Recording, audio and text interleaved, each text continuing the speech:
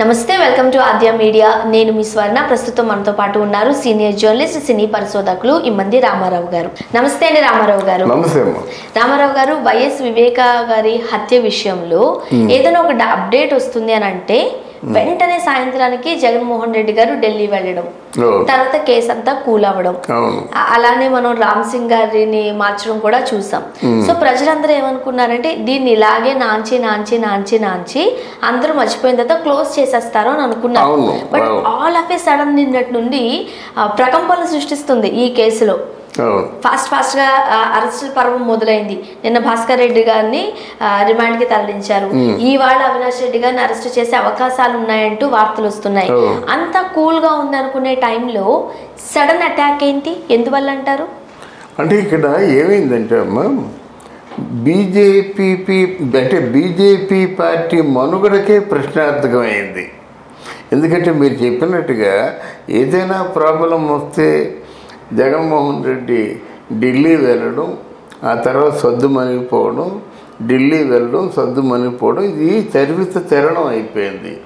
ఇప్పుడు ఏమిటంటే BJP party కానీ ఈ వివేకానంద రెడ్డి హత్య కేసు మీద సరైన నిర్ణయం తీసుకోకపోతే ఇంకా ప్రశ్నించే వాళ్ళు ఎక్కువైపోతారన్నమాట. దానికి సమాధానం చెప్పుకోలేక చావాలి.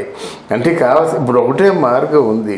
అంటే ఇక్కడ మీరు పేపర్ చదివినట్టు తెలుస్తుంది. ఈరోజు జగన్మోహన్ రెడ్డి ఏం చెప్పాడంటే, బాబు తొందరగా తేల్చేయండి, ఏదో తేల్చేయండి అని దళారి బెంగళూరులో ఉంటే వాళ్ళు పట్టుకున్నాను అన్నమాట.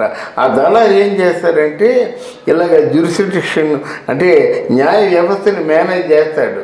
వాడు మామూలుగా 10-25 తీసుకోడు, వాడు కోట్లు తీసుకుంటాడు అన్నమాట. కానీ అక్కడ ఏదైనా ఎంతటి కేసు అయినా సరే మనకి అనుకూలంగా ఉండేలాగా మేనేజ్ చేస్తారన్నమాట. అది ఆయన పట్టుకొని చేసేయండి బాబు, ఏదో తేల్చేయండి, అరెస్ట్ చేసేయండి అని చెప్పేసి పూర్తిగా రోజుపోయేటువంటి పరిస్థితికి వచ్చాడు. ఈ మధ్యలో ఇంకొక ఘోరమైన తప్పిదం చేశాడు జగన్మోహన్ రెడ్డి. అదేంటంటే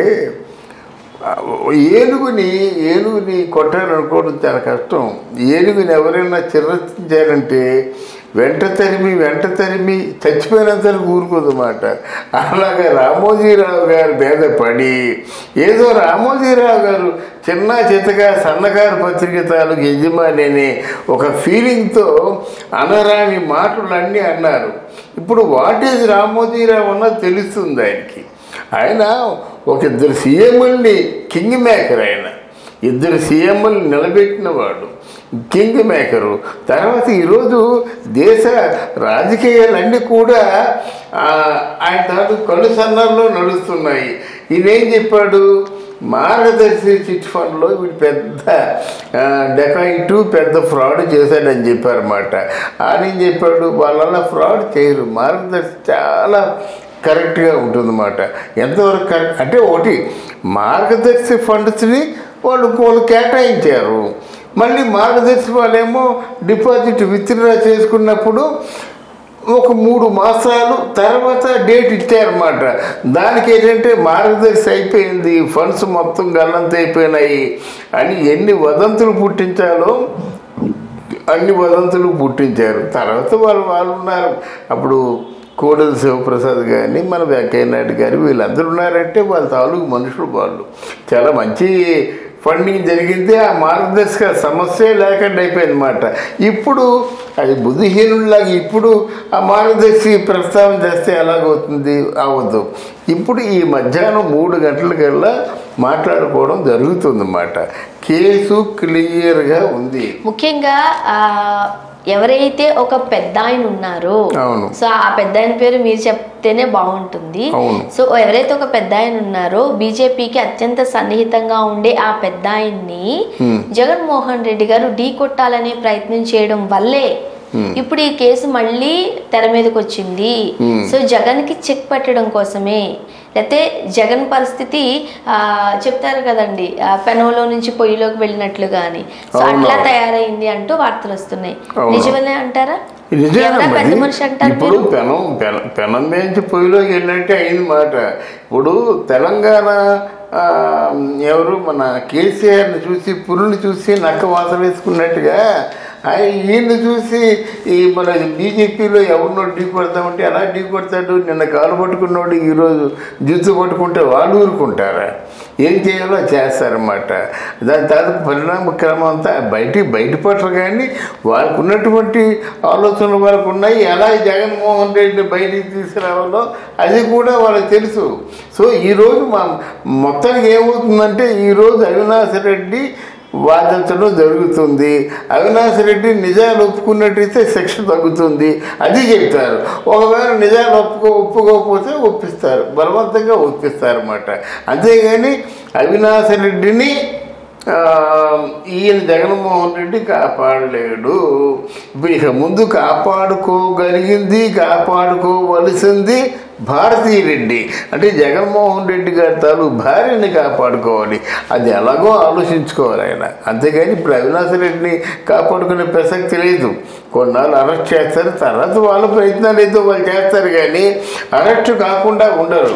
అది ఇప్పుడు రామోజీరావు గారి విషయంలో జగన్మోహన్ రెడ్డి గారు వెనక్కి తగ్గారనుకోండి, ఇప్పుడు ఆ కేసు కూడా వెనక్కి వెళ్తుంది అనుకోవచ్చా? దానికి దీనికి ఇంటర్లింక్ చేస్తున్నారు కదా ఇప్పుడు. అవును.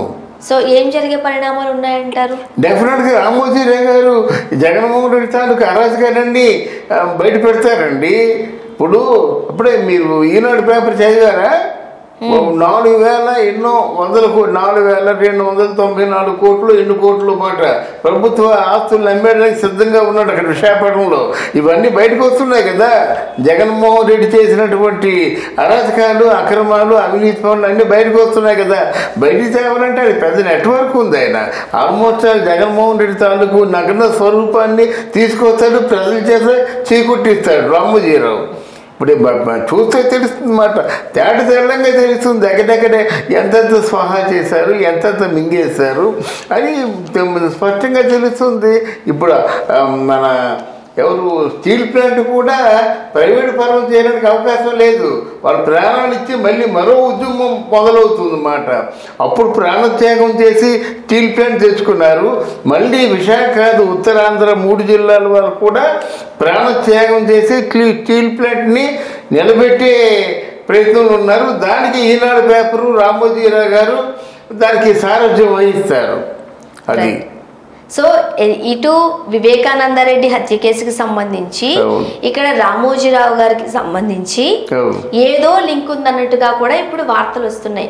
ఒకవేళ జగన్ గారు కనుక రామోజీరావు గారి విషయంలో కాస్త దూకుడుగా వెళ్తే, అక్కడ కేంద్రం కూడా వివేక హత్య విషయంలో అంతే దూకుడుగా వెళ్తాది అంటూ వార్తలు వస్తున్నాయి. అవునమ్మా, అది కరెక్ట్. అది ఎందుకంటే జగన్మోహన్ రెడ్డి గారు చేసిందంతా రాజకీయం కాదు, అది మోనోపలి అంటారు, మోనార్సిజం అంటారు.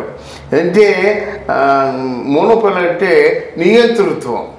అంటే తను అనుకుని జరిగిపోవాలి, తను చేయాలనుకుని చేసేయాలి, తనకు అడ్డు ఎవరు రాకూడదు, అడ్డొస్తే అడ్డంగా నరికేస్తానంటాడు ఆయన. ఏమిటో ఆయన ధోరణి మనకు తెలియదు, కానీ బట్ ఈరోజు మంచి రసకందాయంలో పడింది రాజకీయం. ఈ రాజకీయాన్ని ఎలా ఉపయోగించుకుంటారో చూడాలన్నమాట. Right. Thank you so much. Thank you అమ్మా, థ్యాంక్ యూ వెరీ మచ్.